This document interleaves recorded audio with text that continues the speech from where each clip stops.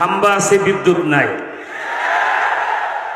এবং পাম্প আছে, তেল নাই, মাথা আছে, টুপি নাই, শার্ট আছে, পাঞ্জাবি নাই, মায়ের জানাজা।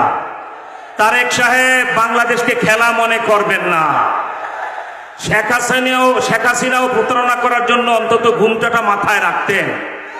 মায়ের জানাজায় টুপি পাঞ্জাবি পড়তে পারেন না, আর আপনার ইসলামী জাতি গ্রহণ করবে, এত সস্তা মনে করবেন না। এই জাতি যদি একবার বাঁশের লাঠি হাতে নেয়, হাসিনার মতো পরিণতি করে ছাড়ে। ঠিক কিনা বলেন? আমার ভাইরা, রাজনৈতিক বক্তব্য কিছু কথা বলার উদ্দেশ্য ছিল, বিশেষ কারণে আসতে দেরি হয়েছে, নেতৃবৃন্দ বলবেন। আমি শুধু আকীদার বিষয়টি বলবো। বাংলাদেশ 55 বছরে জাতীয় সংসদে মদিনাওয়ালার পক্ষে এত উচ্চ কণ্ঠে কথা আর হয় নাই।